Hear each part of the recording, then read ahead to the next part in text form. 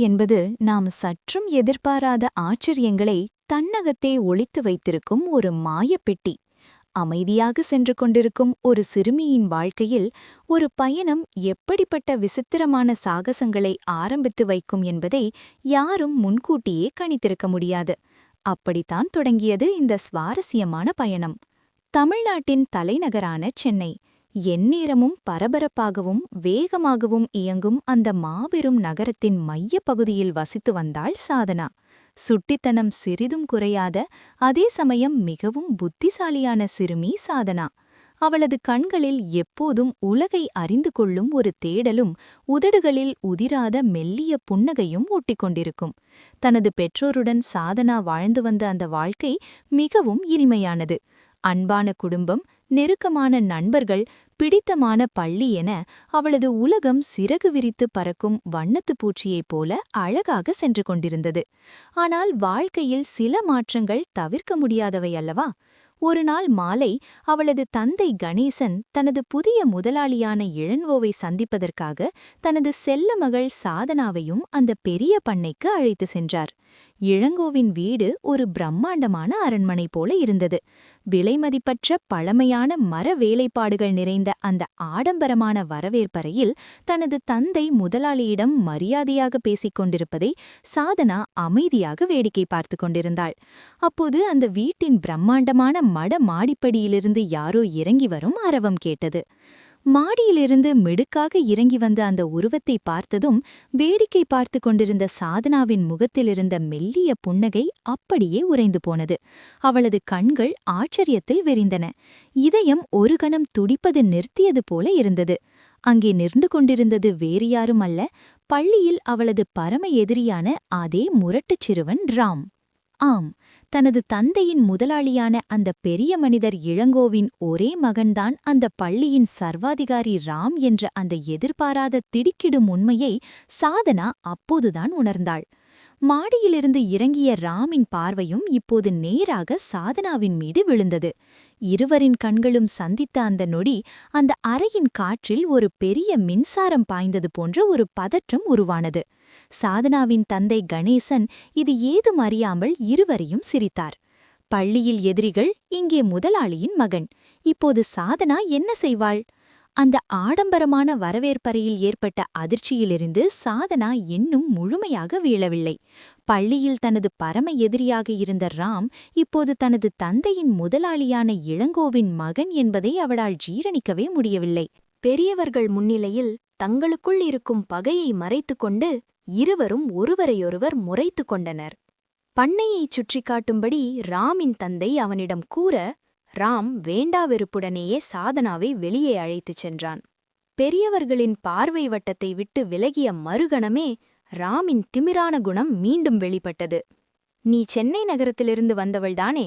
தார் சாலைகளில் மட்டுமே நடந்து பழகிய உன்னால் இந்த ஊட்டி மலைப்பகுதியிலெல்லாம் என்னைப் போல வேகமாக மலையேற முடியாது என்று ராம் அவளை வம்புக்கு இழுத்தான். சவால்களைக் கண்டால் சற்றும் பின்வாங்காத தைரியசாலி சாதனா. நானா? உன்னோடு போட்டிக்கு நான் தயார். யார் முதலில் மலையுச்சியை அடைகிறார்கள் என்று பார்ப்போம் என்று சவால் விட்டாள். இருவரும் பண்ணைக்கு அருகாமையிலுள்ள செங்குத்தான மரங்கள் அடர்ந்த மலையை நோக்கி வேகமாக ஓடத் தொடங்கினர். ஊட்டி மலைப்பகுதி இயற்கை எழில் கொஞ்சம் இடமாக இருந்தாலும் அது பல ஆபத்துகளையும் தன்னகத்தே கொண்டிருந்தது. அடர்ந்த மரங்கள், தரையை தொடும் பனி மூட்டம், வழுக்கும் பாறைகள் என அந்த மலையேற்ற காட்சி ஒரு த்ரில்லர் திரைப்படத்தின் ஆரம்பம் போல இருந்தது. சிறுமி சாதனா தன் முழு பலத்தையும் திரட்டி வேகமாக மலையேறினாள். ஆனால் அந்த மலைப்பகுதியின் மூலை முடுக்குகளெல்லாம் ராமுக்கு அத்துப்படி. இதை சாதகமாக பயன்படுத்திக் கொண்ட ராம் சாதனாவை முந்திச் சென்று அவளை வேண்டுமென்றே ஒரு அடர்ந்த காட்டுப்பகுதியில் தனியாக தவிக்க விட்டுவிட்டு கண்ணிமைக்கும் நேரத்தில் ஒரு மரத்தின் பின்னால் மறைந்து விட்டான்.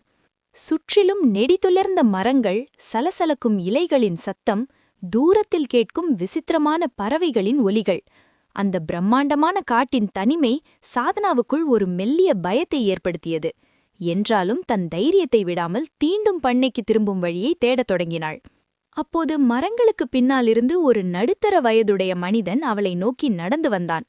பார்த்தவுடன் உதவி செய்யும் நல்லவனைப் போல தோன்றிய அவன் சாதனாவை நெருங்கி மிகவும் கனிவான குரலில், குழந்தாய், நீ ராம்மோடு வந்தவள்தானே? பாவம், அவன் வழிமாறி ஒரு இடத்தில் சிக்கிக் கொண்டான். நான் அவனை கண்டுபிடித்து விட்டேன். வா என்னோடு என்று கூறினான். அந்த காட்டில் திக்கற்று நின்ற சாதனாவுக்கு அவனது வார்த்தைகள் முதலில் சற்று நிம்மதியை தந்தாலும் அவளது உள்ளுணர்வு ஏதோ ஆபத்து நெருங்குவதாக எச்சரித்தது. அவனுடன் தயங்கி தயங்கி சிறிது தூரம் நடந்தவள் அங்கே அடர்ந்த மரங்களுக்கு நடுவே ஒரு கார் ரகசியமாக நிறுத்தப்பட்டிருப்பதைக் கண்டாள். காரின் அருகே முரட்டு தோற்றமுடைய மற்றொரு மனிதன் காத்து கொண்டிருந்தான். காரின் அருகே நெருங்கியதும் அந்த இரு மனிதர்களின் பார்வையும் உடல் மொழியும் இப்போது முற்றிலும் மாறியிருந்தது. அந்த இடத்தின் நிசப்தம் ஒருவித திகிலை ஏற்படுத்தியது.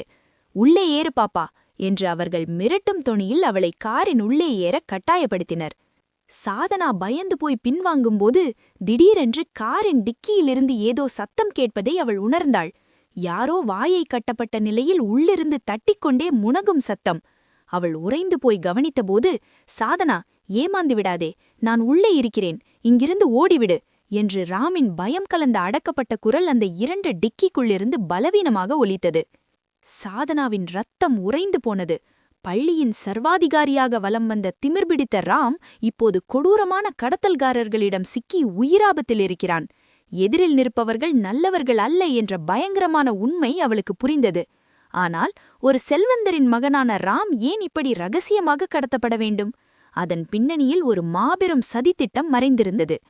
பீமராஜா என்ற பணவெறி பிடித்த தந்திரமான தொழிலதிபர் ஒருவனின் மூளையில் உதித்த பயங்கரமான திட்டம்தான் இது. பீமராஜா ஊட்டி பகுதியில் பல 100 கோடிகள் மதிப்புள்ள ஒரு பிரம்மாண்டமான ரியல் எஸ்டேட் மற்றும் வளர்ச்சி திட்டத்தை உருவாக்க திட்டமிட்டிருந்தான். அதற்காக இளங்கோவுக்கு சொந்தமான அந்த பெரிய பண்ணையை எப்படியாவது மிரட்டி வாங்கிவிட வேண்டும் என்பது பீமராஜாவின் வஞ்சக எண்ணம். நிலத்தை விற்க மறுக்கும் இளங்கோவை பணிய வைப்பதற்காகவே அவனது அடியாட்கள் ராமை கடத்தியிருக்கிறார்கள். ஒருபுறம் இருட்டுக்குள்ளும் மூச்சுத் திணறலுக்குள்ளும் காரின் டிக்கியில் சிக்கித் தவிக்கும் தனது எதிரியான ராம், மறுபுறம் அவளை பிடிப்பதற்காக கைகளை நீட்டியபடி அடியெடுத்து வைக்கும் அந்த 2 கொடூரமான கடத்தல்காரர்கள். பின்னணியில் மூளையாக செயல்படும் தந்திரமான பீமராஜா. இந்த அடர்ந்த காட்டில் உதவிக்கு யாரும் இல்லாத அந்த பயங்கரமான தனிமையில் இப்போது சிறுமி சாதனா என்ன செய்யப் போகிறாள்? தனது எதிரியான ராமை காப்பாற்றுவாளா அல்லது அவளும் அந்த கடத்தல்காரர்களிடம் சிக்கிக் கொள்வாளா? அந்த அடர்ந்த காட்டில் கடத்தல்காரர்கள் சாதனாவை நெருங்கிய அந்த பதற்றமான நொடியில் தனது அபாரமான புத்திசாலித்தனத்தால் அவர்களிடம் சிக்காமல் தப்பித்து ஓடி ஒரு பெரிய மரத்தின் பின்னால் இருளில் தன்னை மறைத்து கொண்டாள். அவளை தேடி பார்த்து ஏமாந்த கடத்தல்காரர்கள் நேரமாவதை உணர்ந்து ராம் அடைக்கப்பட்டிருந்த அந்த காரை எடுத்துக்கொண்டு அங்கிருந்து வேகமாக பறந்தனர். ஆனால் ராமை ஆபத்தில் விட்டுவிட்டு திரும்பச் செல்லும் எண்ணம் அந்த தைரியசாலி சிறுமிக்கு சிறிதும் இல்லை. அவர்கள் சென்ற திசையை நோக்கி தன் உயிரை பணயம் வைத்து இருளடைந்த காட்டிற்குள் அவளும் பின்தொடர்ந்து ஓடினாள். இதனிடையில் இளங்கோவின் பண்ணை வீட்டில் பேரமைதி நிலவிக் கொண்டிருந்தது. அப்போது தொலைபேசி கணீரென்று ஒலித்தது. அதை எடுத்தது ராமின் தாய். மறுமனையில் கடத்தல்காரர்களின் மிரட்டலான குரல் கேட்டது. உன் மகன் எங்கள் பிடியில் இருக்கிறான். அவனை உயிரோடு பார்க்க வேண்டுமென்றால் எங்களுக்கு 100 கோடி ரூபாய் பணமாக தர வேண்டும்.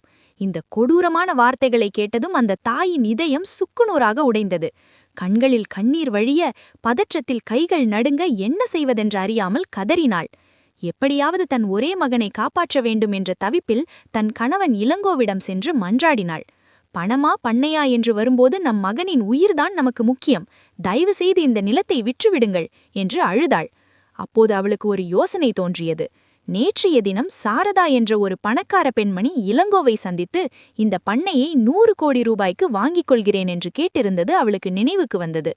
உடனடியாக அந்த சாரதாவை தொடர்பு கொண்டு அவள் கேட்ட விலைக்கே இந்த பண்ணையை விற்றுவிட்டு நம் மகனை காப்பாற்றுங்கள் என்று கணவனை வற்புறுத்தினாள். தன் மகனின் உயிருக்கு ஆபத்து என்றதும் தான் உயிராக நேசித்த அந்த பண்ணையை சாரதாவுக்கே விற்றுவிட கனத்த இதயத்துடன் சம்மதித்தார் இளங்கோ. அதே நேரம் மலையின் மறுபுறம் ஒரு பழைய பாழழிந்த ரகசிய கிடங்கில் காரை நிறுத்தினர் கடத்தல்காரர்கள். அங்கே இருண்ட ஓர் அறையில் ராமை நாற்காலியோடு சேர்த்து கட்டி போட்டனர். சுற்றிலும் கும்மிருட்டு. பயத்தால் ராமின் கண்கள் கலங்கியிருந்தன. பள்ளியின் சர்வாதிகாரியாக திரிந்த அந்த சிறுவன் இப்போது மரண பயத்தில் உறைந்து போயிருந்தான். இரவு வெகுவாகிவிட்டது. வெளியே காவல் காத்து கொண்டிருந்த 2 கடத்தல்காரர்களும் மதுபோதையில் குரட்டை விட்டு ஆழ்ந்த உறக்கத்தில் இருந்தனர். அந்த நிசப்தமான இரவில் ஒரு பூனையைப் போல சத்தம் வராமல் அந்த ரகசிய கிடங்குக்குள் நுழைந்தாள் சாதனா. அவளை அங்கே பார்த்ததும் ராமின் கண்களில் ஆச்சரியமும் நன்றியும் கண்ணீரும் ஒரு சேர பெருக்கெடுத்தன. தன்னை சீண்டிய எதிரி என்றாலும் ஆபத்தில் இருப்பவனை காப்பாற்றுவதே மனிதநேயம் என்பதை அறிந்த சாதனா ராமின் கட்டுகளை வேக வேகமாக அவிழ்த்துவிட்டாள்.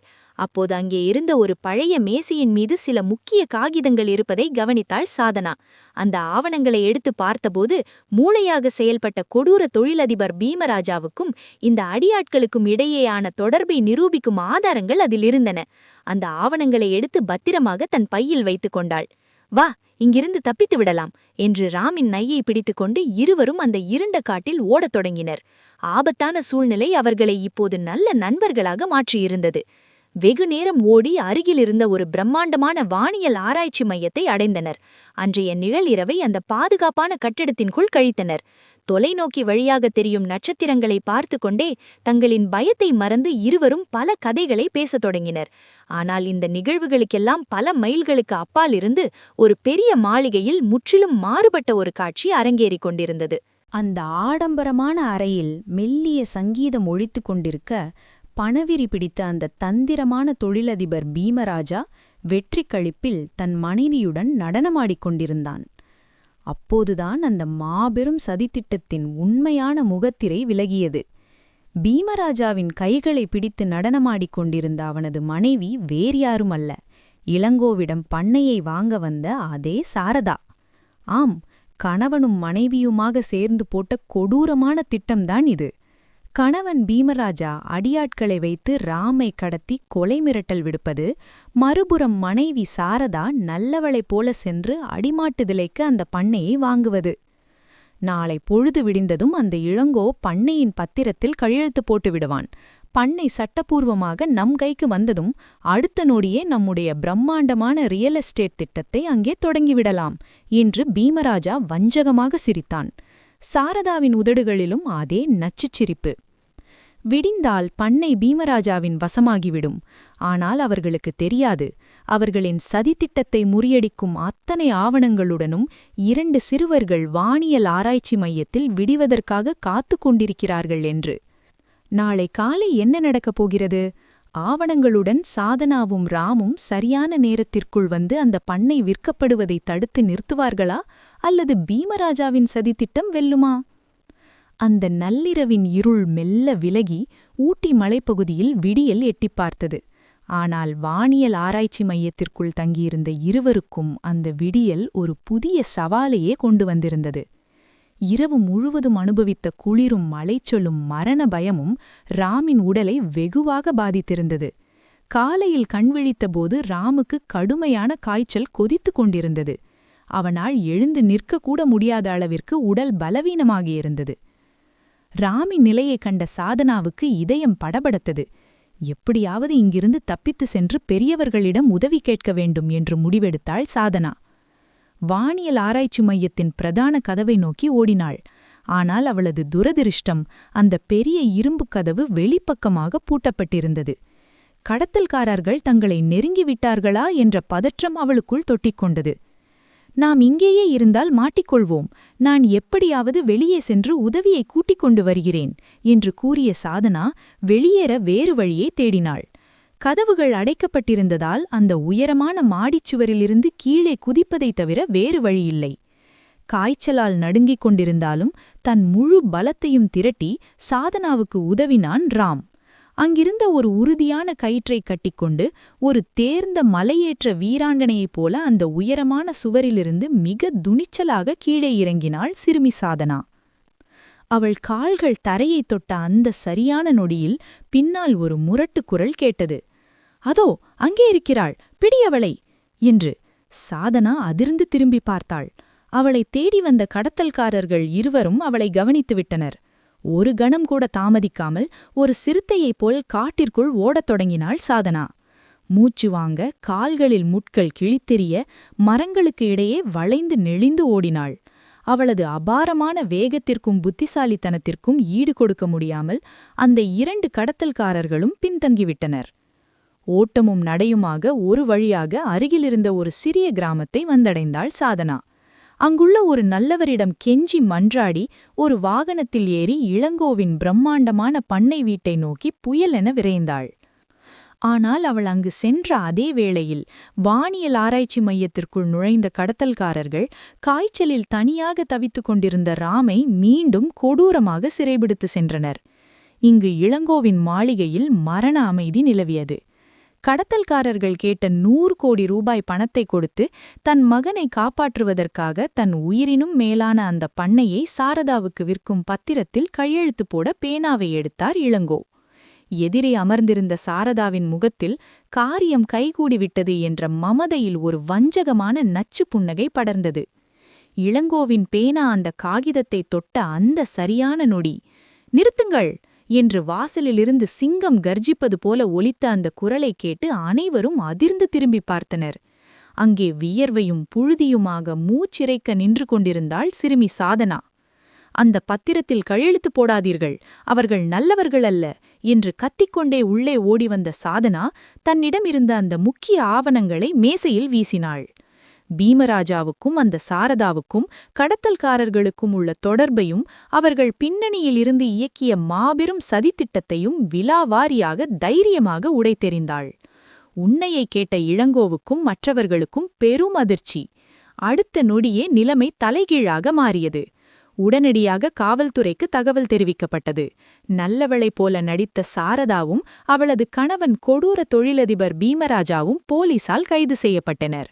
அதே நேரம் நிலைமை மாறியது தெரியாமல் ராமை பிடித்துக்கொண்டு 100 கோடி ரூபாய் பணத்தை வாங்க மமதையுடன் வந்த கடத்தல்காரர்கள் நேராக போலீஸ் விரித்த வலையிலேயே வசமாகச் சிக்கிவிட்டனர். கடத்தல்காரர்கள் அனைவரும் கைது செய்யப்பட்டனர். ராம் பத்திரமாக மீட்கப்பட்டு தன் பெற்றோரின் அரவணைப்பை அடைந்தான். தனது மகனையும் பண்ணையையும் ஒரு சேர காப்பாற்றிய அந்த சிறுமி சாதனாவே இளங்கோ குடும்பமே கண்ணீரோடு நெஞ்சார கட்டித் தழுவியது. சில நாட்கள் உருண்டோடின. ஊட்டி மலைப்பகுதியில் மீண்டும் அமைதி திரும்பியது. விடுமுறை முடிந்து பள்ளி திறக்கப்பட்ட அந்த நாள். மீண்டும் அதே பள்ளி, அதே வகுப்பறை, அதே மாணவர்கள். ஆனால் அங்கு ஒரு மிகப்பெரிய மாற்றம் நிகழ்ந்திருந்தது. பள்ளியின் சர்வாதிகாரியாக முரட்டு சிறுவனாக வலம் வந்த ராம் இப்போது முற்றிலுமாக மாறியிருந்தான். தன்னை கடத்தல்காரர்களிடமிருந்து தன் உயிரை பணயம் வைத்து காப்பாற்றிய சாதனாவின் தைரியமும் அன்பும் அவனை ஒரு நல்ல மனிதனாக மாற்றியிருந்தது. சக மாணவர்களை கேலி செய்வதையும் அவர்களை மிரட்டுவதையும் அவன் முழுமையாக கைவிட்டான். ஒரு காலத்தில் எதிரிகளாக பார்த்து சீண்டிக் கொண்ட சாதனாவும் ராமும் இப்போது அந்த பள்ளியிலேயே பிரிக்க முடியாத மிகச்சிறந்த நண்பர்களாக மாறிவிட்டனர். அவர்கள் இருவரும் சேர்ந்து சிரித்து பேசிக்கொண்டு பள்ளிக்குள் நுழைவதோடு இந்த கதை அழகாக நிறைவடைகிறது. வாழ்க்கை என்பது நாம் சற்றும் எதிர்பாராத சவால்கள் நிறைந்ததுதான். ஆனால் மனதில் தைரியமும் சக மனிதர்கள் மீதான அன்பும் இருந்தால் எப்பேற்பட்ட ஆபத்தையும் வென்றுவிடலாம் என்பதற்கு சாதனாவின் இந்த துணிச்சலான சாகச பயணமே ஒரு மிகச்சிறந்த உதாரணம்.